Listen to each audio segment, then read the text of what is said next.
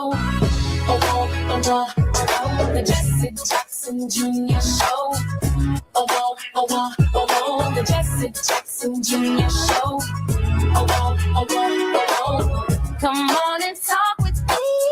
Come on and listen to me. Come on and talk with me. Come on and listen to me. KBLA, Talk 1580, download the app.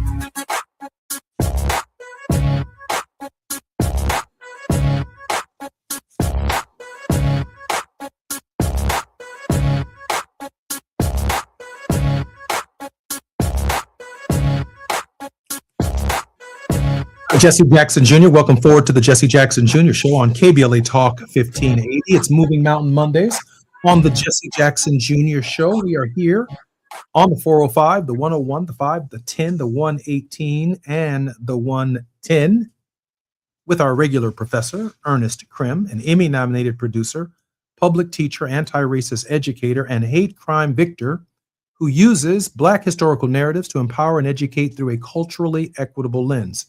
I'm particularly honored that Ernest is our regular contributor on Mondays. He gets our days and our weeks started off correctly. Last week, we began a conversation, Ernest, talking about the graduating classes of 2026. If you graduated from the 8th grade, you were probably born in 2012. That's what most 14-year-olds were born in who graduated in the 8th grade. If you're graduating from high school in 2026, you were probably born in 2008. Hope and the optimism of the election of Barack Obama as president of the United States. And if you just received your baccalaureate degree in 2004, history will look back upon that date, the hour of that graduating class or this graduating class births, and recognize that they are the bridge between Second Reconstruction and some kind of new Jim Crow. I mean, Gavin Newsom is saying it. For some people, Gavin Newsom has to say it for it to be true. Even though Tavis Smiley, Cornel West, Reverend William Barber, Reverend Jesse Jackson, the late Reverend Jackson, Reverend Sharpton, myself, and many others have been suggesting that our non-participation in voting is a factor in what could bring an end to Second Reconstruction. Of course, Second Reconstruction beginning at the end of First Jim Crow in 1954 with the Brown versus the Board of Education decision.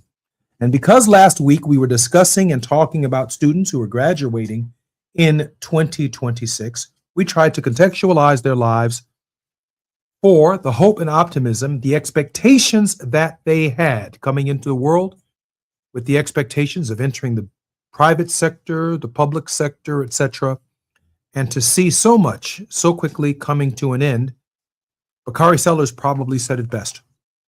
We're going to be the first generation since 1954 of African Americans who simply will not do better than our parents did. And that, of course, is deeply troubling. Ernest Krim, welcome forward to the Jesse Jackson Jr. Show in Mr. Krim's classroom. Thanks again for having me, brother. It's a pleasure to be here with you. Ernest, will you be kind enough to introduce our guest, Devon Cameron? Yeah, this is something I'm very proud of. Devon Cameron was a student of mine in the Chicago area when I taught at Joliet Central. I had Devon, I would say, all 4 years, and some might be asking, how was I able to do that? Well, Devon took my class, and he signed up for an elective. I taught U.S. history, which then became African and Latin studies, but then also he was a member of our Black Student Union, and he was the leader in that organization for all 4 years. So he always had a perspective of understanding how important it was to do great academically, but also to get involved in different programs in a leadership capacity. He went on to go to Illinois State University, and he just graduated. And I'm so proud. Yeah, man.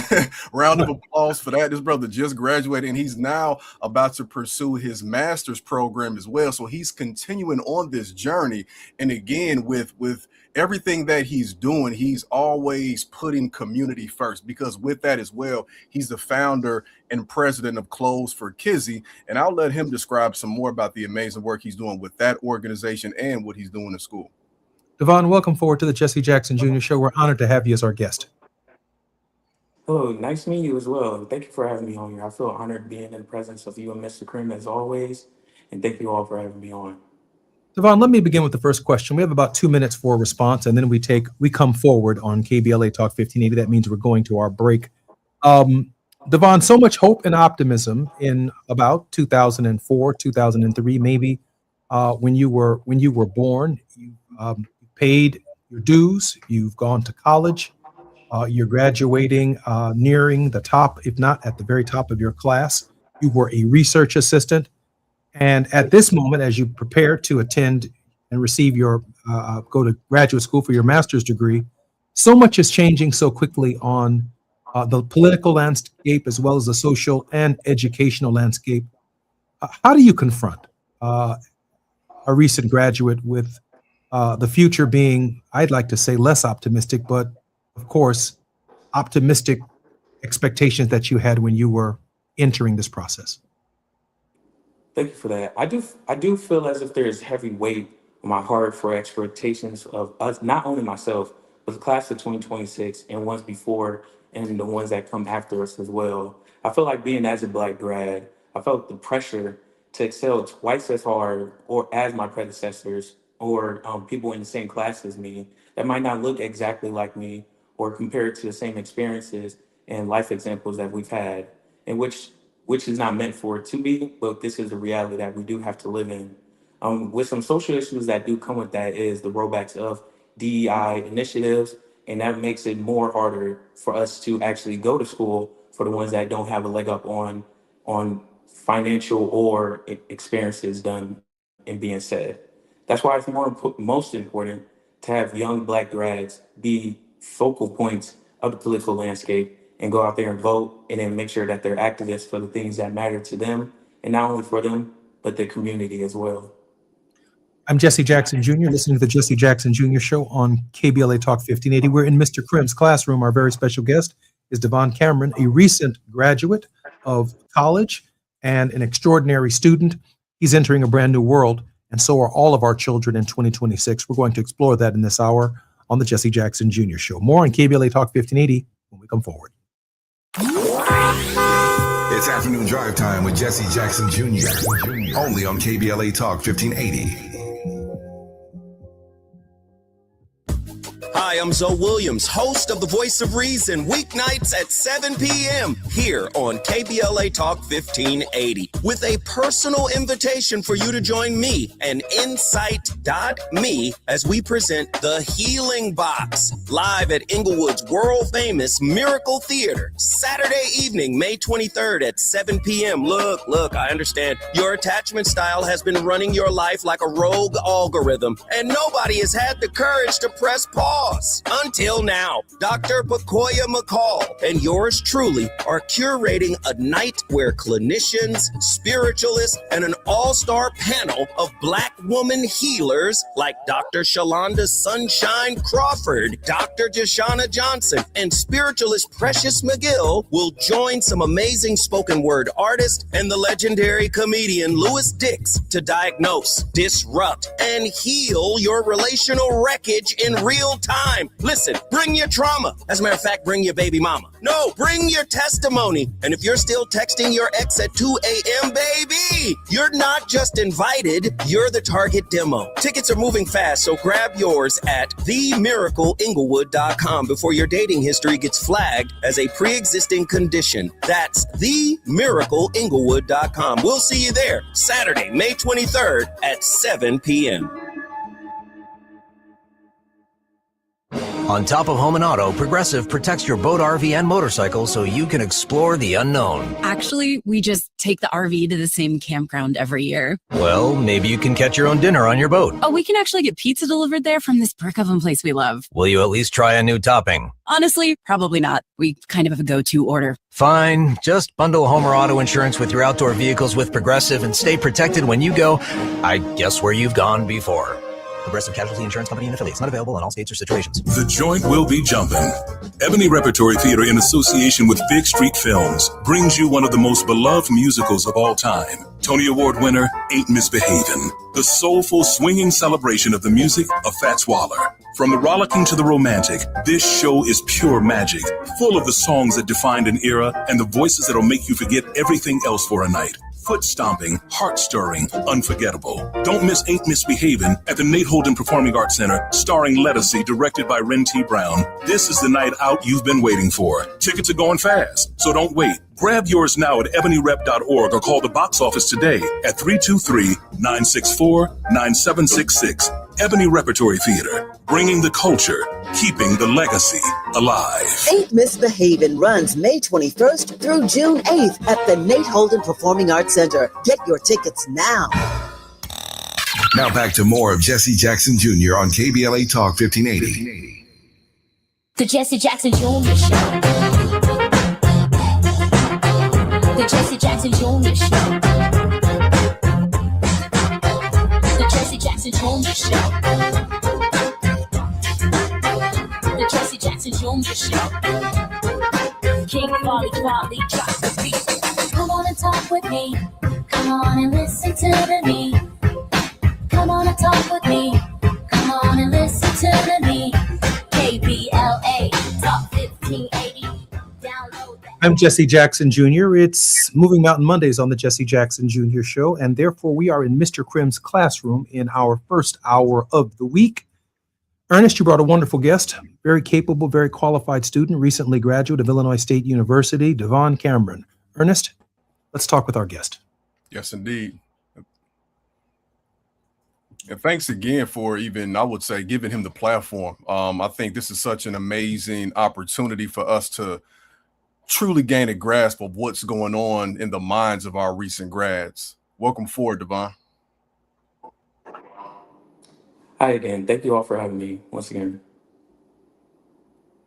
Let me jump right in. Devon, listen, I think that, the hopes and expectations when I was in college was that I was going to business school, and I walked around campus with a number of my friends. We all carried briefcases because we wanted an MBA. We had expectations of entering a world where we did not see ourselves as affirmative action recipients. We did not see ourselves as diversity, equity, and inclusion candidates for graduate school or for getting employment. We saw ourselves as qualified summa cum laude, magna cum laude, and O laude graduates entering into the workforce for the first time. And increasingly on our program, we've had surgeons, medical professionals, lawyers, doctors, and many other professions where almost every single one of them have shared what it means to be a minority in a majority experience. That is, many of their colleagues look upon them like they are not qualified to do the work. I can't imagine that the class of 2026 at any point in time in your formative education experience ever thought of yourself as not qualified to undertake the tasks that are in front of you. And yet, from the lack of support from the government, increasingly capitulating private sector companies, they are looking at us fundamentally different. My father once said that as an African American, we have to be superior just to be equal. Are you finding that to be the case, Yvonne?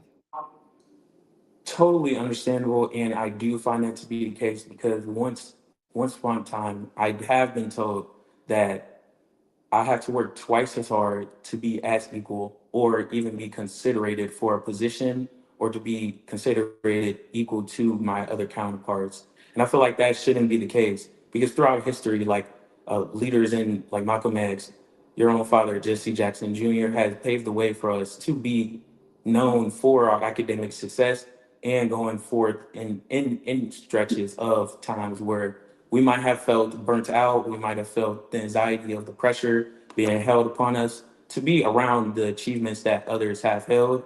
But the pressure is always on us to be with a smile on our face, to be that token Black person, which you do not have to be. You do not have to live up to these unattainable expectations that others do not live themselves up to as well. To be yourself truly in the class of 2026 is being the best possible person that you can be and the one that for the ones that surround you as well. And that's those standards that I hold myself and my friends and family up to as well. Ernest, I love Devon's spirit. I love his fortitude. I love his integrity, and I love the stamina and the resilience and persistence that his very life represents. But he said something right there that was really interesting to me. That is, as an African American navigating both the academic and the private sector space, we have to have a smile on our face. And that concerns me, that we have to be perceived as non-threatening, that we have to be perceived as somewhat servile, if you will, in our approach to the opportunities, not because we're not qualified, but simply because we are walking on eggshells from the very day that we graduate and from the very day that we enter into adulthood. Ernest? Yeah, and I think that you'll find, as someone who attended a PWI, all three of us, in fact, at some point in our academic careers, attended that. You go from a space, in particular, if you're coming from, like a Chicago or where Devon was in Joliet, which was primarily Latino and Black, and then you go to a space in central Illinois or, anywhere in the middle of, in a rural community in whatever state it could be, whether it be California or otherwise, you become a minority under a different capacity, because now it's not just maybe your 10, 20, 30%. It's you are a minority of a minority because you had to go through insurmountable odds just to get to that space in academia. And whether these young folks know it or not, they become the proof of what W.E.B. Du Bois talked about with that double consciousness, because we understand that when we're here, yeah, we want to succeed for our immediate family, but there's the burden of we're trying to also succeed for our community. And when we step into that space, look, I only had Black professors because I took Black studies and Black history. But in every other course, I don't think we mentioned like this brother got a degree in biology. So imagine when you keep in mind that, we are underrepresented in science courses and medicine. I mean, I would imagine, Yvonne, that most often you were the only Black student in that course. And I wonder what that meant for you. But then I also wonder, as we begin to change course a little bit too, is like what your experience was like over those 4 years as we saw this president take power and probably for you shift the entire demographics of your college population. Yes, it did. I truly feel, well, to answer your first question, I was one of few select 4 kids that were African American or African in my cohort coming in classes like biology and then going into chemistry and physics as well. And then there's a plethora of other science courses as well. And it's kind of like we grew a relationship close knit together so that we can also not only be the only ones studying with each other. Because in most cases, a lot of the other kids or a lot of my other cohorts didn't want to study, or they had their groups and cliques and they wouldn't want to pretty much break that or add upon it. So having that healthy relationship with my classmates was a blessing upon itself. And then going about that, it does feel as if once the president now came into office, that the social or political shift of emotion was shown on campus with I can't think of the name right now, but with the rally of Charlie Kirk coming on ISU campus, it was a shift of racial ambiguity coming towards African Americans or pretty much minorities on campus that could be felt throughout the campus. Now, we did show activism through social media and even on feet marching, saying that this should not be allowed. But the university did let that be known that any organization that a student ran can and have the ability to voice their own opinions due to freedom of speech. But with that being said, I do feel as if being underrepresented in those spaces only puts more pressure on us to be the one that is the pioneer or the gateway or the key to lead forward more of the kids in the next generation, to know that there's people that look like you and there's people that have done the same things that you want to accomplish, and your dreams are not out of reach. And that's what I stand for. Cameron, I pay taxes, and you will too, and so does Ernest, to the state of Illinois. Our taxes make Illinois State University possible. They make the University of Illinois in Champaign-Urbana possible. We fund state schools. African Americans represent a significant percentage, albeit most of it in the northeastern part of the state in Cook County, of the state of Illinois' population. The idea that for schools that we pay taxes into, that the population of the student body itself from our state is not representative of the people who are paying taxes into the school, graduating from our high schools in the city of Chicago, in Peoria, our high schools in Joliet, Illinois, our high schools in Kankakee, Illinois. Ernest, these are schools that Brown versus the Board of Education desegregated, that allowed us to attend high school for the first time in the state of Illinois since 1954. And then we're being told that when we graduate from the high school to go to a college where we pay taxes, God bless the late Charlie Kirk, but to come to our campus and create racial animus and he's not an Illinois taxpayer,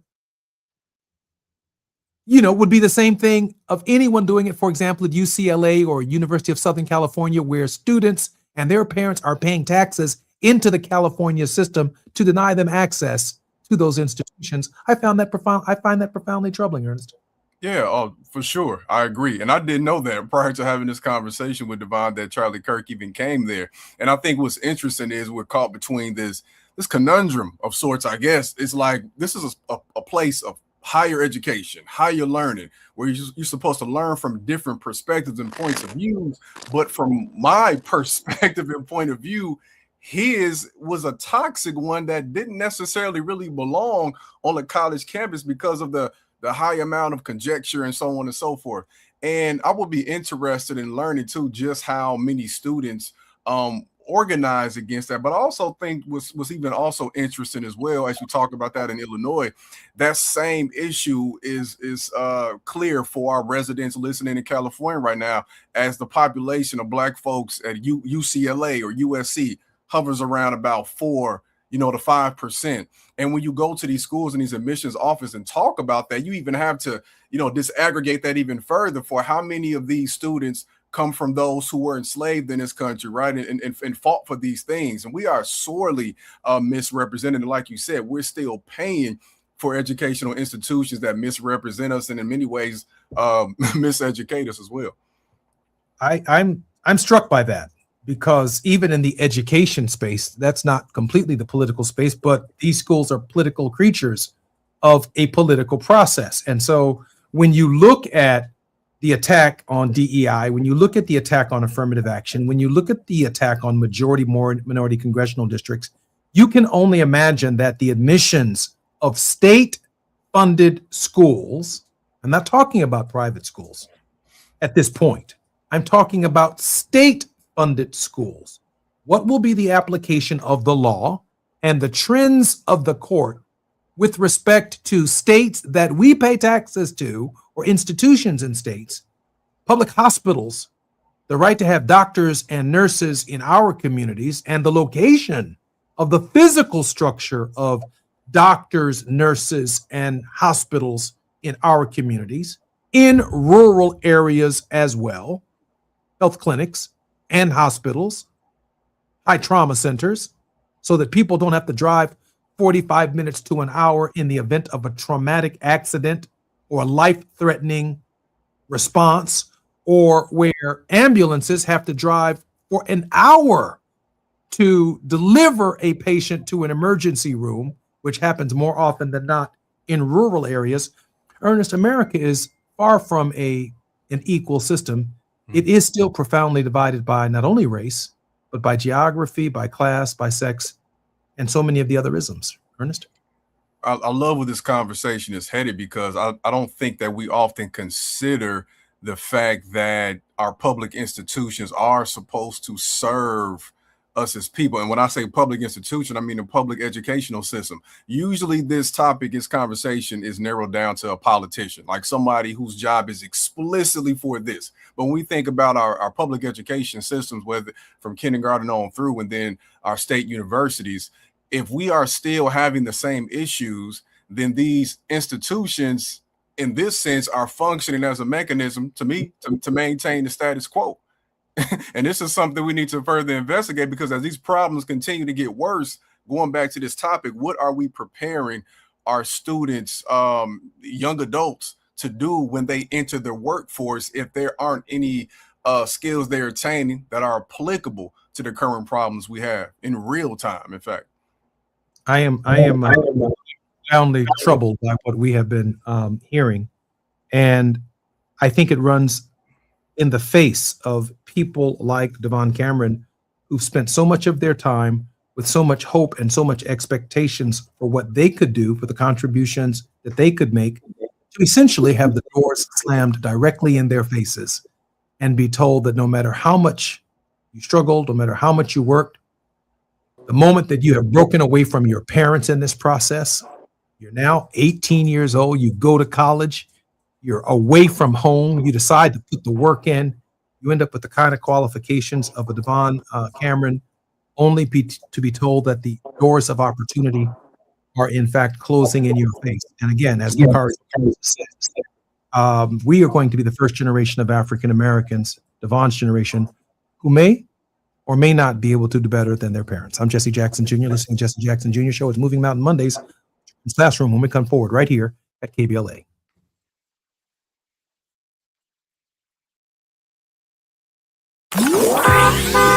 It's afternoon drive time with Jesse Jackson Jr. Only on KBLA Talk 1580.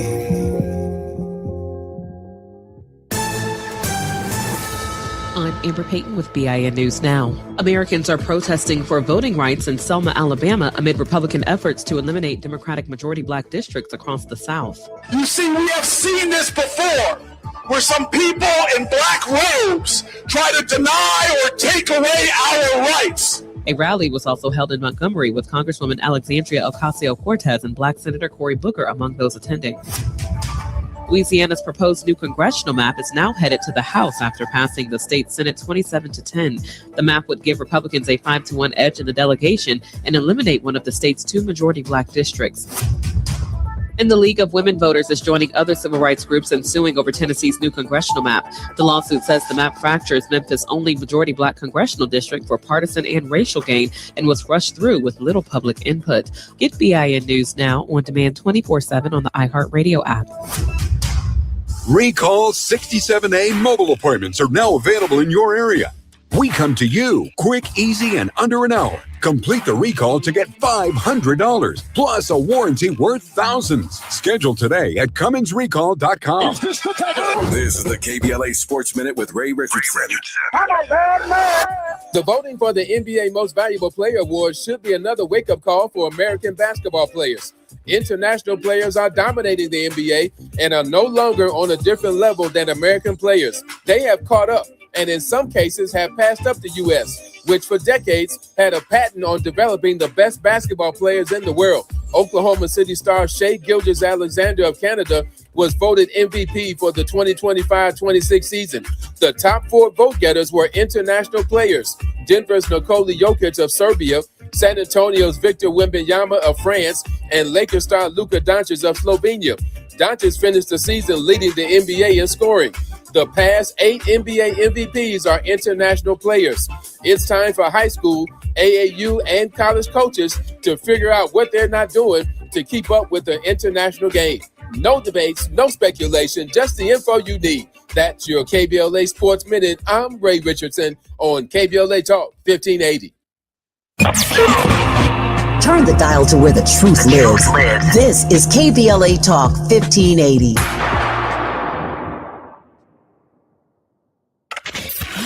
We've got a lot to talk about. I'm Reverend Gerald, the life coach. Is someone you love struggling with addiction and mental illness? Is improving your family's health important? Want to leave a legacy that your family can grow? Are you ready to enhance your perception of life experiences? Then wake up weekends at 7 a.m. with Urban Family Focus and get the wisdom, opportunity, resources, and motivation to live your best life. Join the conversation on Urban Family Focus Saturday and Sunday at 7 a.m. Unapologetically progressive. KBLA Talk 1580. We've got your black. My name is Cynthia Mitchell. I've been an emergency room nurse in Los Angeles County for 25 years. I've been there through every fire season, every outbreak, every earthquake. Every time Los Angeles needed us, the doctors and nurses of Los Angeles County showed up. And right now, I'm seeing another disaster coming. Trump's cuts to Los Angeles County's healthcare system are a public health crisis in the making. Medi-Cal, public hospitals, disaster preparedness are all at risk, but we can stop it. Measure ER fights back against these cuts. For a half a penny, we keep emergency rooms open, care within reach for working families, and doctors and nurses serving the communities we love. When you vote yes on Measure ER, you're not just voting for healthcare, you're voting for LA. Vote yes on Measure ER by June 2nd. Ad paid for by Yes on ER, Restore Healthcare for Angelinos, sponsored by St. John's Community Health and Health Justice Action Fund. Ad committee top funder, St. John's Community Health. Hi, I'm Fred Martin, founder of Compton Kids Club. I just want to talk about the authenticity and tell y'all about my homeboy, Tom Steyer. Tom is a rock star. When I met him, Tom gave a grant to schools in San Francisco. All the kids were on probation. We were flying instructors for 2 years to come and help those kids doing performing arts and turning their life around. Some of the kids that he supported, they've graduated from UCLA.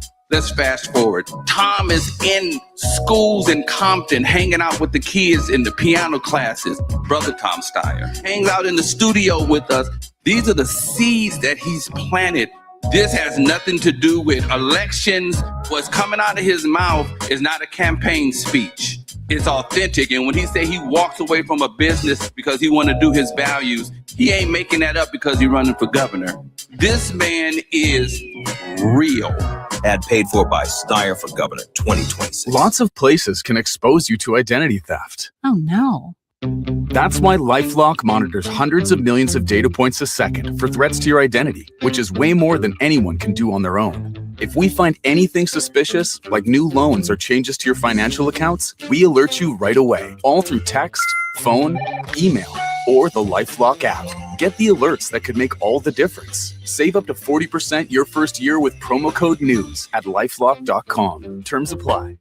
There's a lot of uncertainty in the world right now. Things are changing fast and no one knows what comes next. Times like these make you realize just how important it is to be prepared. That's where My Patriot Supply comes in. They're America's #1 most trusted resource for survival food, solar power, water filtration systems, and more. Go to preparewithamerica.com to unlock a special offer that'll help you get ready for whatever comes our way. Go to preparewithamerica.com to see the special offer right now. That's preparewithamerica.com. You're listening to Jesse Jackson Jr. on KBLA Talk 1580. The Jesse Jackson Jr. Show. The Jesse Jackson Jr. Show. The Jesse Jackson Jr. Show. The Jesse Jackson Jr. Show. King Volley, drop the beat. Come on and talk with me. Come on and listen to me. Come on and talk with me. Come on and listen to me. KBLA Talk 1580. Download the app. I'm Jesse Jackson Jr. Welcome forward to the Jesse Jackson Jr. Show on KBLA Talk 1580. We are in Mr. Krim's classroom with a former student of Mr. Krim, Mr. Devon Cameron. And just before I bring our guests forward, on this day, May 18th, 1896, the Supreme Court's decision in Plessy versus Ferguson stands as one of the most consequential and damaging rulings in American legal history. Decided in 1896, the case centered on Homer Plessy, a mixed-race resident of Louisiana, who intentionally violated the state's separate car by sitting in a whites-only railroad car. His arrest was part of a carefully organized legal challenge designed to contest segregation laws. In a 7-1 ruling, the Supreme Court upheld the constitutionality of racial segregation, establishing the doctrine of separate but equal. The court argued that segregated facilities did not violate the Equal Protection Clause of the 14th Amendment as long as accommodations were purportedly equal. In practice, however, facilities and service provided to Black Americans were overwhelmingly inferior. The decision gave legitimacy to Jim Crow segregation across the South and beyond, reinforcing systems of racial discrimination in schools, transportation, housing, public accommodations, and civic life. For decades, Plessy versus Ferguson served as the constitutional foundation for segregation and disenfranchisement, and officially, with hindsight, began first Jim Crow. Justice John Marshall Harlan issued the lone dissent declaring the Constitution is colorblind and warning that the ruling would become as destructive as infamous Dred Scott decision. That destructive. His dissent later became a foundational argument for future civil rights litigation, The ruling remained in effect until it was effectively overturned by Brown versus the Board of Education in 1954, making Plessy a defining symbol of legalized racial inequality in America. Brown versus the Board of Education, that decision, May 17th, 1954, was decided yesterday. And the best and brightest, nearly 100 years later, after the Plessy decision, which was infamous as Dred Scott, the Brown versus the Board of Education decision, the fruit of Brown versus the Board of Education are represented by Professor Ernest Krim and Devon Cameron, the very best that we've been able to produce at this moment in American history, stony the road we trod. Mr. Krim, welcome forward to your classroom.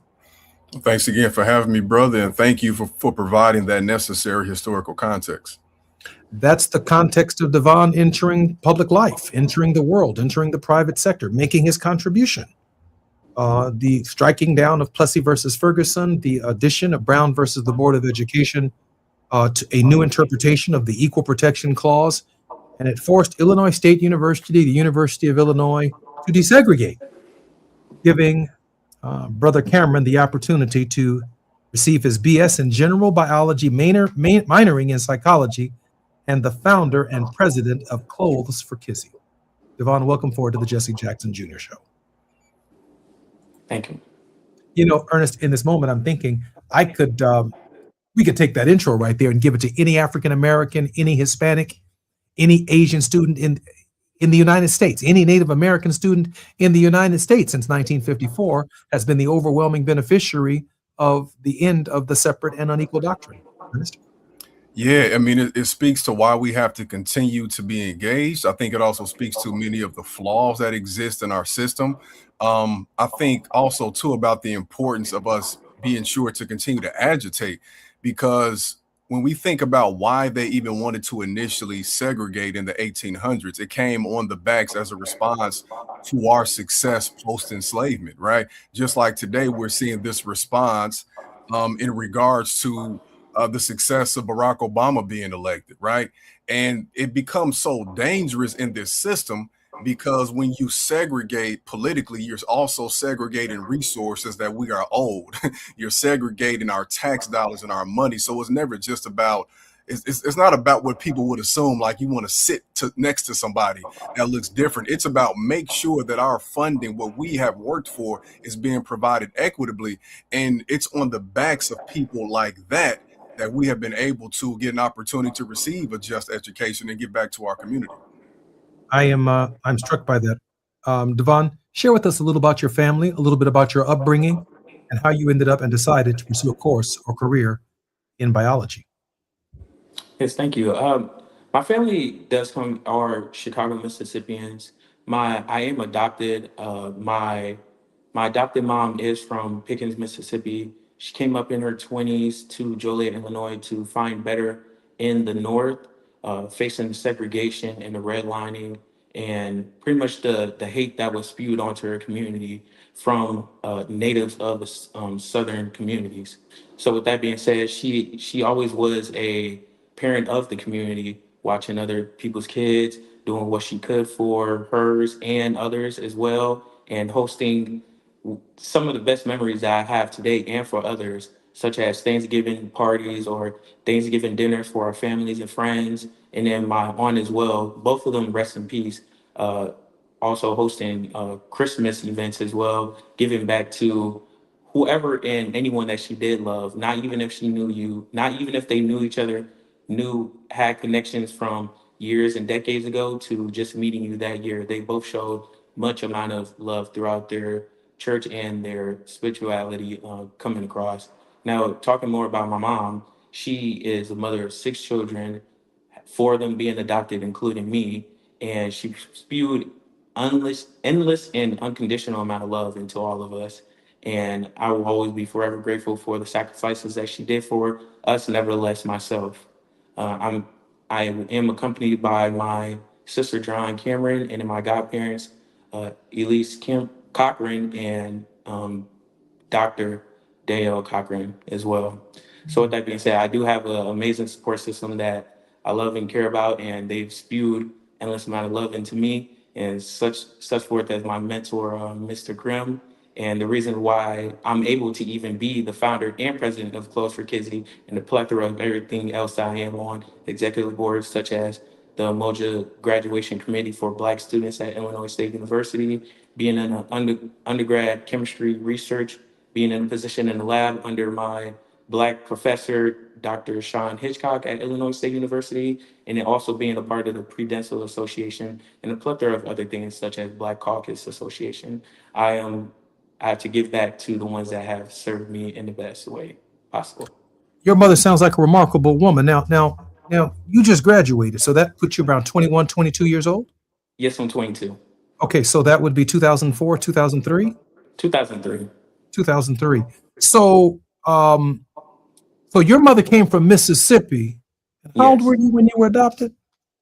I was actually, if I remember the story that my sister had told me, I was about a week or newborn, so around, fresh out the womb.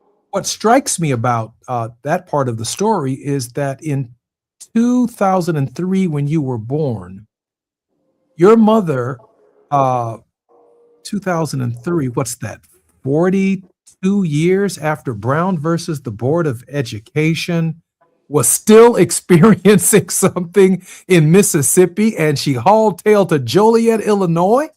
Yep. So we're not talking about, back in the civil rights days. We're not talking about back in the 60s or in the 50s. Your mother experienced something. She got out of Mississippi in the 80s, in the 90s. She was done with it then. That's what you're trying to tell me and tell us. Yes, even before then, because she going back, she did pass when she was 70 years old. So coming back, literally in the like how you said 70s, she realized that this is not somewhere that she would like for the next generation or even her kids to grow up in, knowing that they felt as if less than their counterparts or the ones that make them feel inferior, that they are superior when they are not.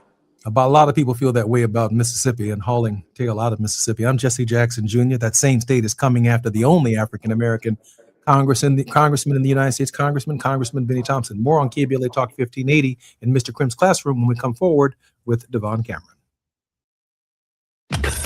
While you're stuck in traffic, we can at least bring you up to speed on the news of the day. You're listening to Jesse Jackson Jr. only on KBLA Talk 1580.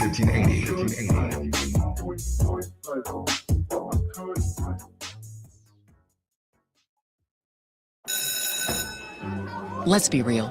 For too long, too many of our students have sat in overcrowded classrooms in underfunded public schools. But as head of the San Diego School Board, Richard Barrera changed that. Under Barrera's leadership, student literacy rose from the state average all the way to #1 among major urban school districts. Barrera led the way for smaller classrooms and for teachers to be paid what they're worth. Barrera funded more counselors and mental health services, and community schools that teach real-world skills for future jobs. A community organizer who became an education leader to fight for our kids. The only candidate for State Superintendent of Public Instruction, backed by the 310,000 classroom educators of the California Teachers Association. Vote Democrat Richard Barrera for State Superintendent. Ad paid for by California Teachers Association Independent Expenditure Committee, not authorized by a candidate or committee controlled by a candidate. Going to a World Cup match in LA this summer? Ditch the parking stress and ride Metro.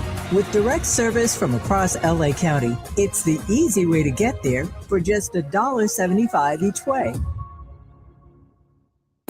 You have your vote by mail ballot. Now it's time to vote. Drop it off early at any official ballot drop box. Visit plan.lavote.gov to learn more. Brought to you by the Los Angeles County Registrar.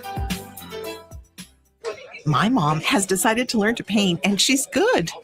My dad's now into creative cuisine, and I've already put on 6 pounds. Learning new things comes with age. My mom, she started forgetting my name and what we're talking about. Forgetting well-known things doesn't. Memory loss may be a sign of Alzheimer's disease. Early detection gives you and your loved one time to plan for the future. Learn the warning signs of Alzheimer's at 10signs.org. Brought to you by the Alzheimer's Association and the Ad Council. brothers and sisters. In a world full of noise, one station keeps it real. KBLA Talk 1580, where the conversation goes deeper, the voices sound like yours, and the issues that matter most to our community take center stage. Progressive, powerful, unapologetically us.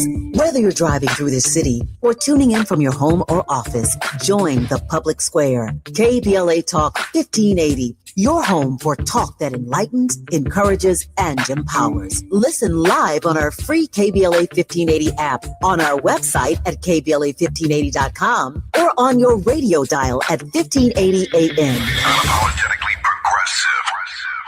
Do you owe $10,000 or more in credit card debt or personal loans? With credit card debt at all-time highs, Debt Relief Advocates is urgently notifying consumers of debt relief now being made available, designed to aid consumers with out-of-control credit card debt. Those who qualify and enroll for this relief program will only have to pay back a fraction of what they owe. This is not bankruptcy or a debt consolidation loan. This is a relief program that credit card companies would rather you not know about, as it ends your debt nightmare and saves you lots of money. Consumers owing at least $10,000 in credit card debt or personal loans can now take advantage of this debt relief as the cost of living skyrockets. Debt Relief Advocates has established a relief hotline for you to call to learn what debt reduction you may qualify for, so don't wait. For this free information, call the Relief Hotline at 800-515-4493, 800-515-4493, 800-515-4493. Now back to more of Jesse Jackson Jr. on KBLA Talk 1580. The Jesse Jackson Jr. Show. The Jesse Jackson Jr. Show. The Jesse Jackson Jr. Show. The Jesse Jackson Jr. Show. King Volley, drop the beat. Come on and talk with me. Come on and listen to me. Come on and talk with me. Come on and listen to me. KBLA Talk 1580. Download the app. I'm Jesse Jackson Jr. Welcome forward to the Jesse Jackson Jr. Show on KBLA Talk 1580. It's Moving Mountain Mondays. In the next hour, Tricia C.K. Hoffler, attorney for the Hoffler firm, an Atlanta-based law firm licensed in Georgia, Florida, Virginia, the District of Columbia, and Pennsylvania, will be our very special guest to talk about a number of things. Our athletes, what should they be doing in the era of Jim Crow? We'll also be talking about the voting rights decision and its broad ramifications for social, political, and economic progress for African Americans in the next hour. In this hour, however, we are still in Mr. Krim's classroom. Mr. Krim, welcome forward to the Jesse Jackson Jr. Show, and thank you for bringing Brother Devon Cameron to our show. Devon, I have a question for you. Brother Cameron, listen, what are your generation and members of your class saying about the political culture, saying about the political climate? Is it changing the trajectory of any of your expectations? Are you guys about to join the social justice movement as a result of what's taking place? As in banding with my cohorts of African American students, I do feel as if we are politically exhausted from the cabinets of positions that we have in office right now, and starting with the president and the ones that follow him in the same mindset that we do have. And we feel as if that with the head of the snake that's in office right now, that is hive-minded. And if you don't agree with how he feels now, and this comes from a general statement of how we all feel, that you will be outcasted, blackmailed, thrown to the side, removed from your positions, like how many have been, or pretty much castrated from your ability to talk against, or pretty much give chastise or fuss on the issues that he has brought upon us. But we are banding together. We try to do for the greater good, and to continue to do that. And such so we host things like when the elections was coming around, to go back to that, when the elections was coming around, pretty much all of the Black RSOs on campus, which is registered student organizations like mine, was posting about elections, posting about where you can go to vote, and then posting how to make sure that you are okay to vote in said McLean County, where ISU is, because many of us don't come from Normal, Illinois, or Bloomington, Illinois. We come from Chicago, Chicagoland, the suburbs of Illinois, and the vast majority of us came to here to get the education of what we were promised that we deserve as our counterparts. And with that being said, we do feel that it is a power and it is our justice to then serve for the ones that were not able to have the power in voting. And that's what we try to push forward. And this does impact not only minds, but some of the same classmates that want to achieve higher goals in higher education that might not be able to because of the lack of resources and funding that the government gives to us, and such as educational issues and barriers that are now put against us just because of the color of our skin or the areas and neighborhoods that we do come from. And then limits things and the dreams that we do want to achieve, and such in healthcare or in law or in examples of things like that, plethora of it, more. Ernest? Yes, I think what's amazing about what Devon is doing is, for me, I was a history teacher, social science. He is socially conscious and aware, politically conscious and aware, and he is going into the medical field. And that means a lot to us right now in our community when you think about the health disparities. When we say we need all hands on deck, it means that we need everybody in every professional career wise to be aware of the issues we face so that they can contribute to providing a more equitable society. And I also want to speak to the fact that with Devon, what we see is a culmination of a brother who met his community more than halfway. He was in my classes, but he was always making sure he connected with me after class, getting involved in the BSU. But he was also proactive in making sure that after he graduated from high school, that he was still around a circle of brothers in a professional field that could help guide him in any way possible.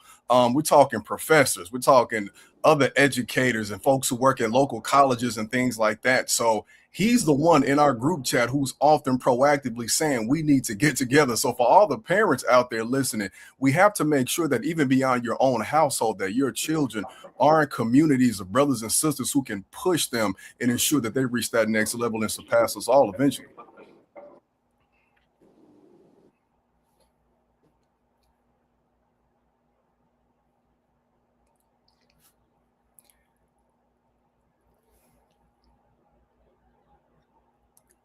Jesse, you're muted, brother. I'm sorry, Ernest. I apologize for that. Listen, I'm wondering if there were other students in your class who share the sentiments and the same feelings as Cameron on this question of consciousness.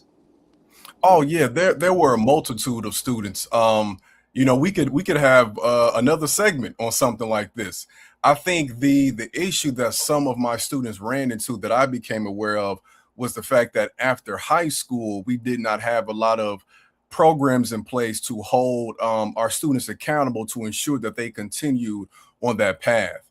I will say, in fact, there's a close friend of mine, a brother named John Lucas, who has a program called Step Into the Light, where he mentors kids to ensure that they are on the right track after. And I think that's often the biggest barrier for a lot of kids is after I graduate, what's the next step? So it's an accomplishment, but we have to make sure that they're able to have a bridge to the next level of their life. Ernest, I think I'm going to ask Brother Cameron for the final 3 minutes if he can offer his generation and our listeners a word of hope. We have about 3 minutes, Brother Cameron, until the top of the hour.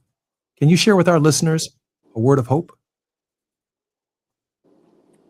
I feel as if no matter the boundaries or no matter the circumstances that you might face within your community, or the ones that feel like that it's pretty much out of reach, or there's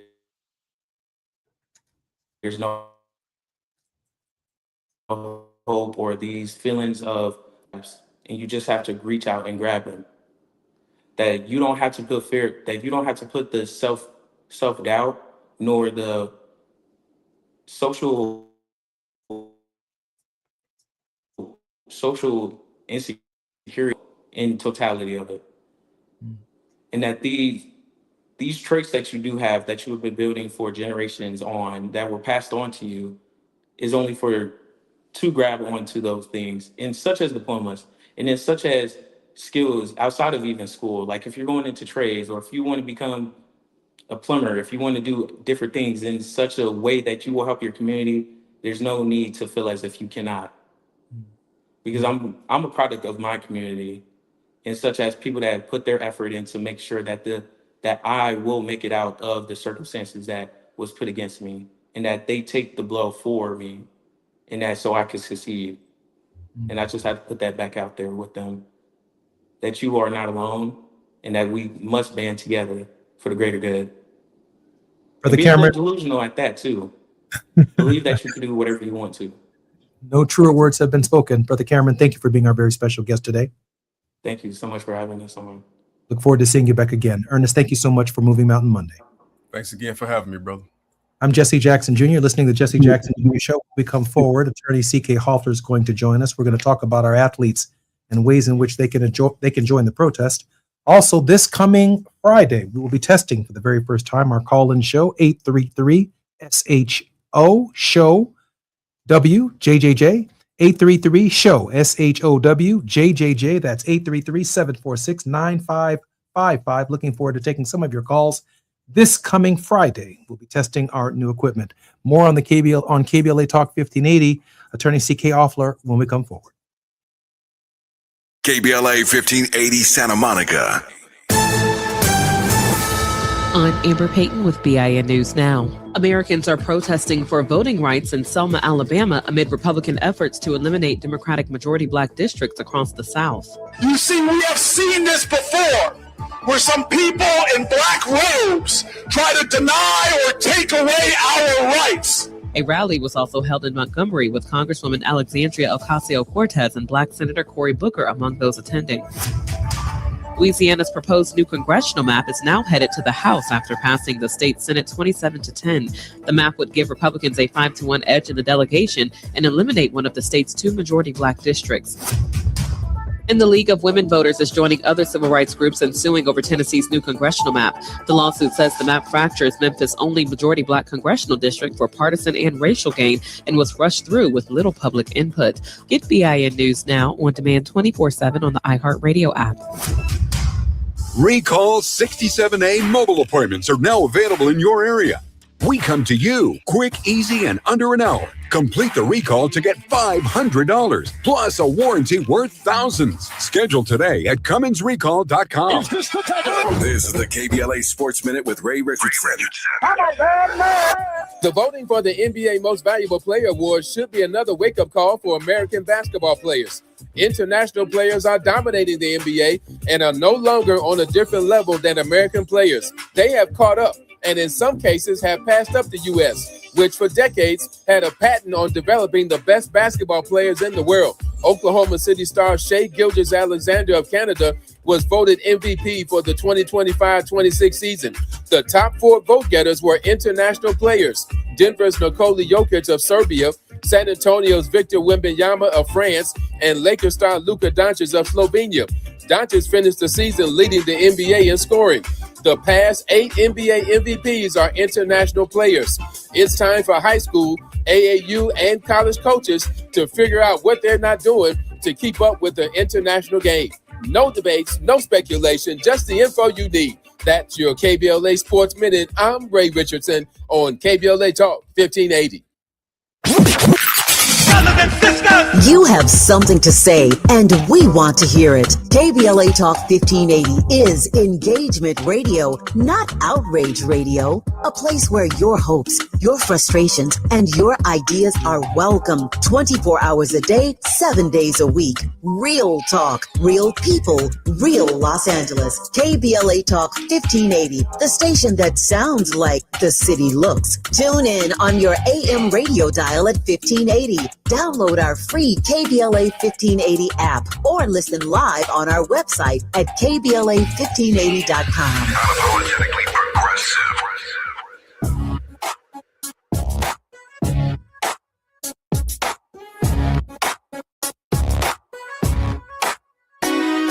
The Jesse Jackson Jr. Show. Oh, oh, oh, oh, the Jesse Jackson Jr. Show. Oh, oh, the Jesse Jackson Jr. Show. Oh, oh, oh, the Jesse Jackson Jr. Show. Oh, oh, oh.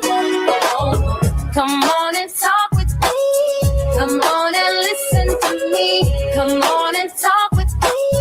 Come on and listen to me. KBLA Talk 1580. Download the app. I'm Jesse Jackson Jr. Welcome forward to the Jesse Jackson Jr. Show on KBLA Talk 1580.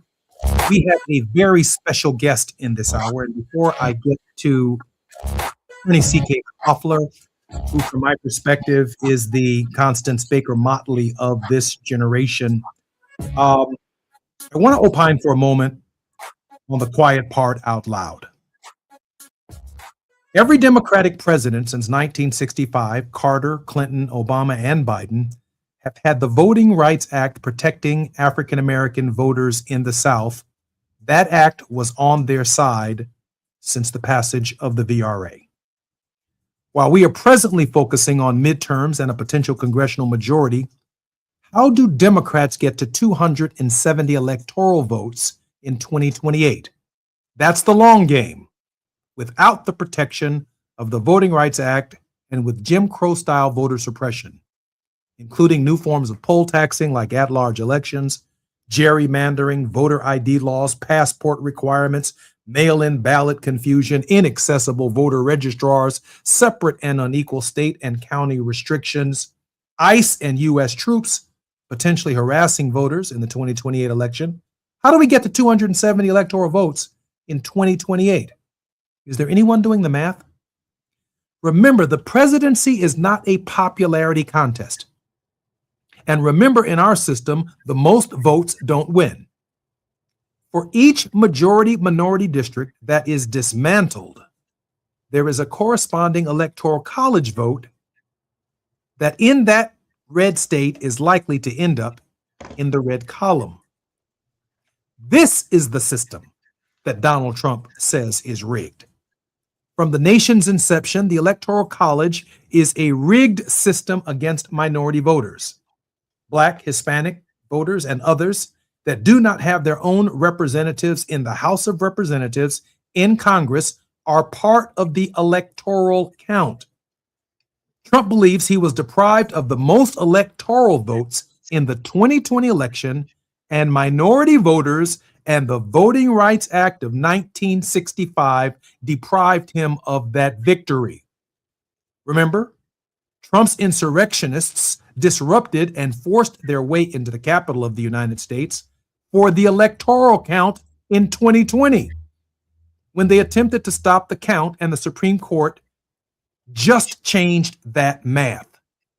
The electoral counts math has just changed.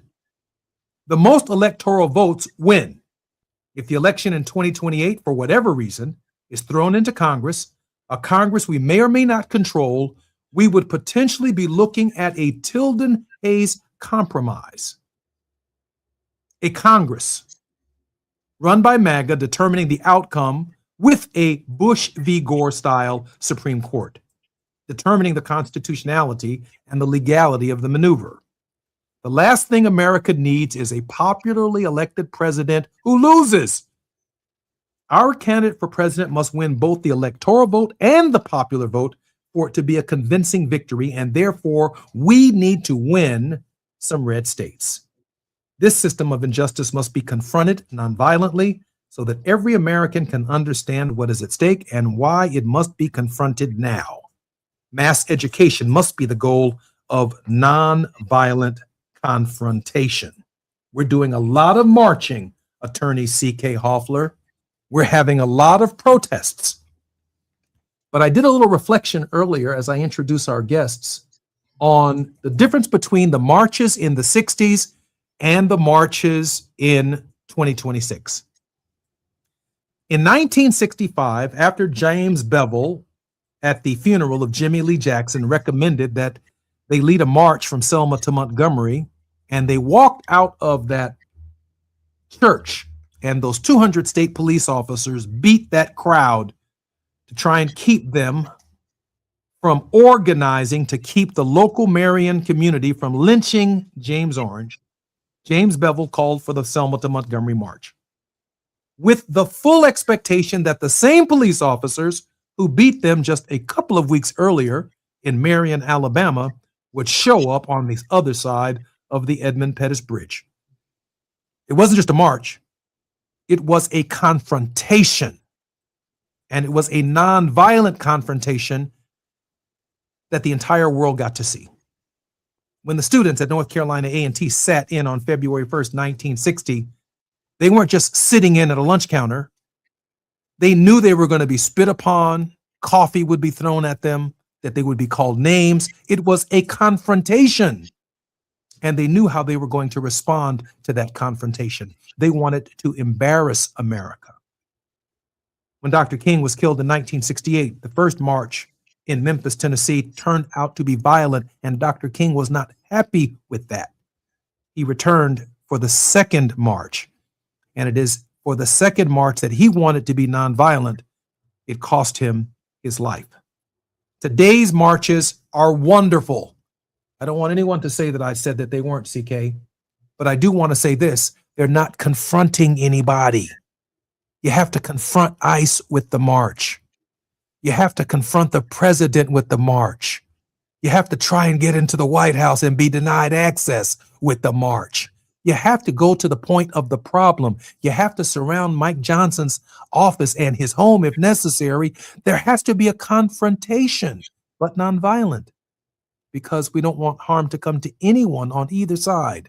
And it is the drama of it all, Attorney Hoffler, that matters to the national narrative about our being denied our basic rights. CK, welcome forward to the Jesse Jackson Jr. Show. We have about 1 minute before we come forward, but I certainly wanted to say hi to you. So good to be here, Jesse. So good to be here. I'm so honored that you're here. You're listening to the Jesse Jackson Jr. Show on KBLA Talk 1580. Our guest is a lawyer's lawyer. She represents clients all across this country.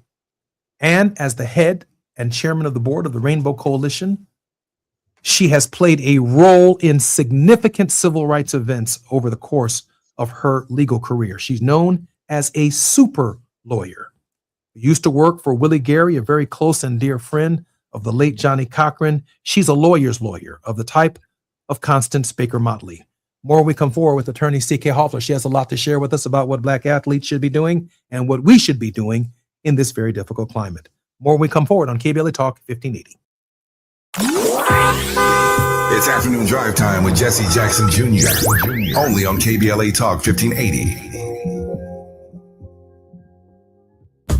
Hi, I'm Zoe Williams, host of The Voice of Reason, weeknights at 7 p.m. here on KBLA Talk 1580, with a personal invitation for you to join me and Insight.me as we present The Healing Box, live at Inglewood's world-famous Miracle Theater, Saturday evening, May 23rd at 7 p.m. Look, I understand your attachment style has been running your life like a rogue algorithm, and nobody has had the courage to press pause.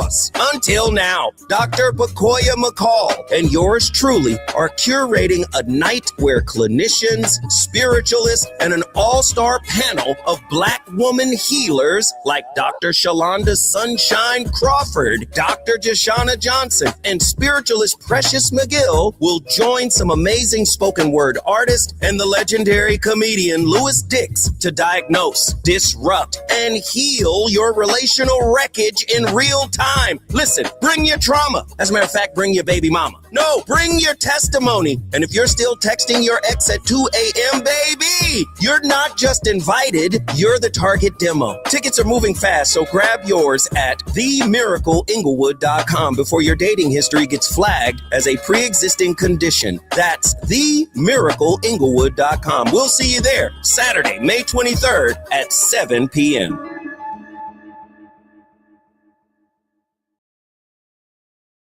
On top of home and auto, Progressive protects your boat, RV, and motorcycle so you can explore the unknown. Actually, we just take the RV to the same campground every year. Well, maybe you can catch your own dinner on your boat. Oh, we can actually get pizza delivered there from this brick oven place we love. Will you at least try a new topping? Honestly, probably not. We kind of have a go-to order. Fine. Just bundle home or auto insurance with your outdoor vehicles with Progressive and stay protected when you go, I guess, where you've gone before. Progressive Casualty Insurance Company and affiliates. Not available in all states or situations. The joint will be jumping. Ebony Repertory Theater, in association with Big Street Films, brings you one of the most beloved musicals of all time, Tony Award winner Ain't Misbehavin', the soulful swinging celebration of the music of Fats Waller. From the rollicking to the romantic, this show is pure magic, full of the songs that defined an era and the voices that'll make you forget everything else for a night. Foot stomping, heart stirring, unforgettable. Don't miss Ain't Misbehavin' at the Nate Holden Performing Arts Center, starring Lettucey, directed by Ren T. Brown. This is the night out you've been waiting for. Tickets are going fast, so don't wait. Grab yours now at ebonyrep.org or call the box office today at 323-964-9766. Ebony Repertory Theater, bringing the culture, keeping the legacy alive. Ain't Misbehavin' runs May 21st through June 8th at the Nate Holden Performing Arts Center. Get your tickets now. Now back to more of Jesse Jackson Jr. on KBLA Talk 1580. The Jesse Jackson Jr. Show. The Jesse Jackson Jr. Show. The Jesse Jackson Jr. Show. The Jesse Jackson Jr. Show.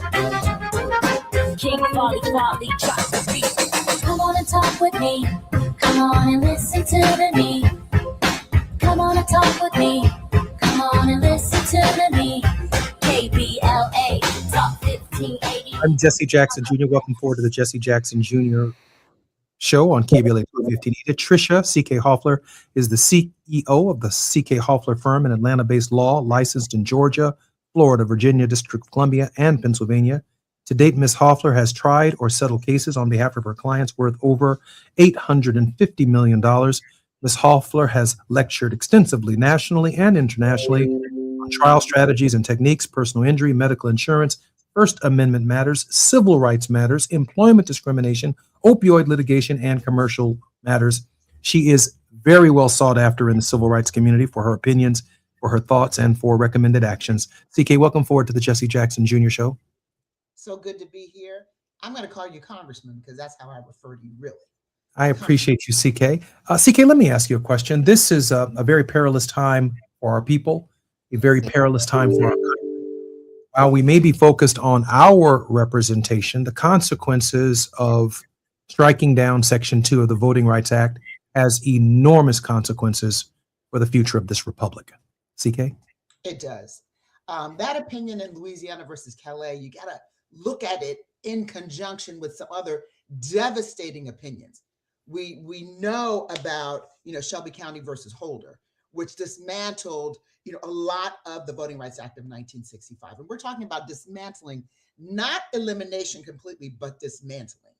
And the reason why that was so important, Section 5, was the pre-clearances. There were a lot of states, particularly the southern states, that discriminated overtly against Black folks in voting. So there were these pre-clearances that were put in place. So when you dismantle that in the Shelby County case, that was a big issue, big problem, and a real hit to the Voting Rights Act of 1965. So then you fast forward, and there were a couple of other opinions in the middle, but then you fast forward to Louisiana versus Calais, where basically we see this dismantling of Section 2, and that goes directly into the redistricting and basically allowing minority communities to be represented by people of their choice. And so this is a very perilous time, like you said, Congressman, for so many reasons. But what I want to remind people is on some level, all politics are local. So it's going to boil down to what's happening in a particular state. I live in Georgia, and in Georgia, there's a Voting Rights Act that's on the ballot. But in Georgia, the legislators, this is one of those very, very conservative states too, from my standpoint. When you get outside of the Atlanta metropolitan area and get outside of certain, places in Georgia, you're really, really talking about a very conservative state. So places like Georgia, we know places like Alabama, Tennessee, and Louisiana, of course, and a lot of the southern states have they are in the process of completely eliminating certain congressional seats. And it's not just about the federal seats, even on a local level, eliminating minority representation. That's a net effect. Yeah. Why do I say it's dismantling versus elimination? Well, you can still file lawsuits because that's what it's going to take for there to be change.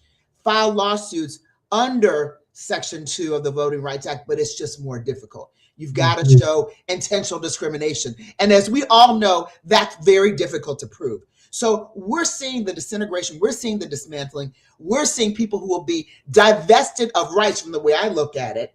But that doesn't mean all is lost. You know, Congressman, your dad always said we keep hope alive. We've been in this place before. We just have to use different strategies to overcome and to move ahead.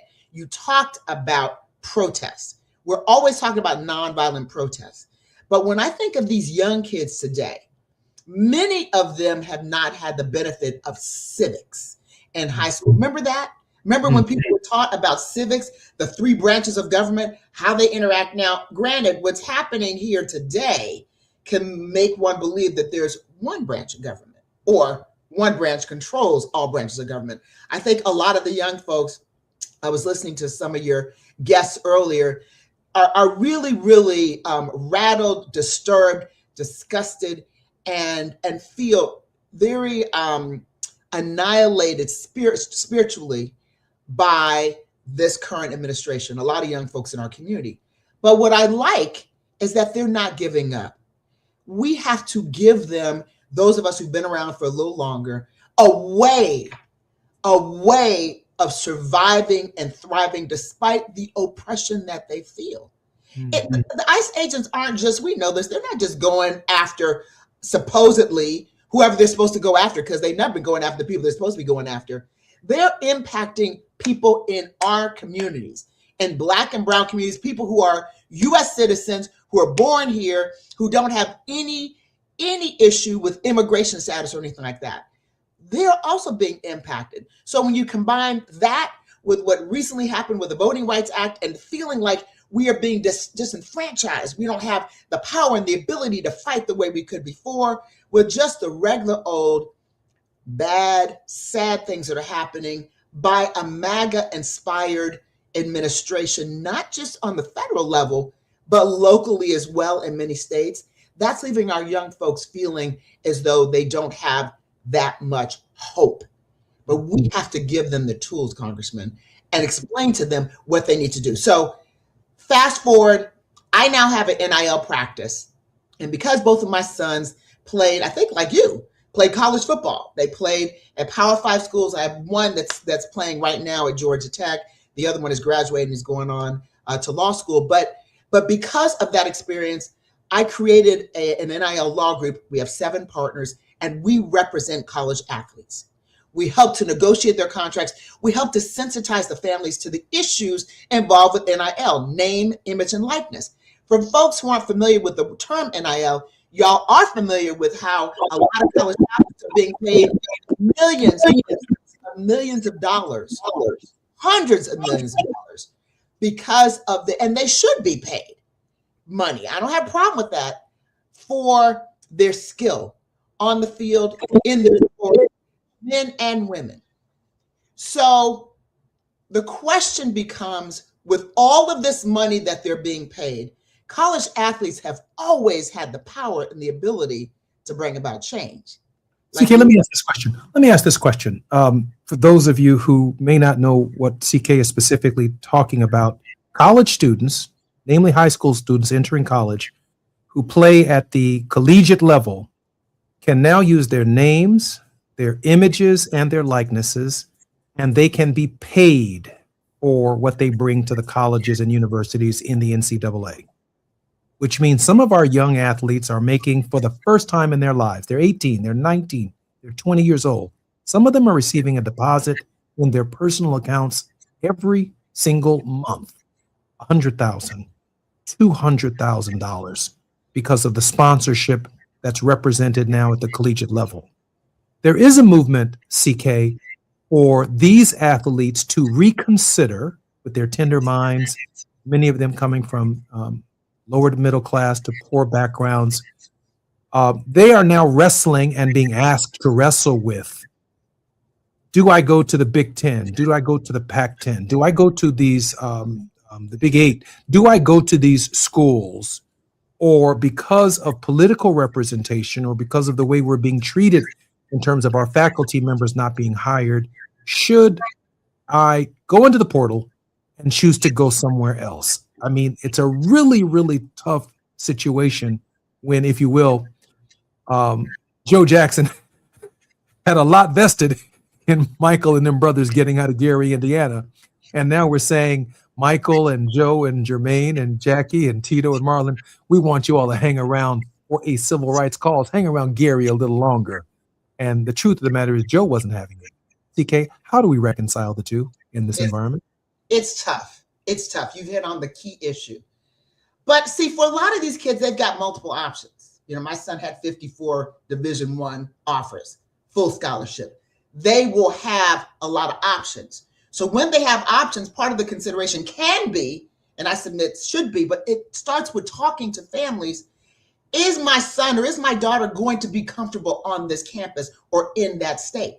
Good point. If you're in a state that says you can't consider DEI, you can't teach Black history in public colleges, and you're going to a public college, as is the case in Florida, can't teach Black history, no DEI programs, there's gonna be a problem with Black student unions, organizing, all of these things. Is that the right climate for my son or daughter to be in? Now, granted, when you're in these elite programs, athletic programs, you're kind of removed, from what's going on versus the other Black students or minority students on campus. But it is important for the families to consider that, and some families do. But like you said, all the money that many of the families in these are getting paid, it's a game changer for so many in our community, especially in lower income or disadvantaged communities. So they may not be thinking about, whether I should go to Alabama versus, they're thinking about who's going to pay me the most for my skill.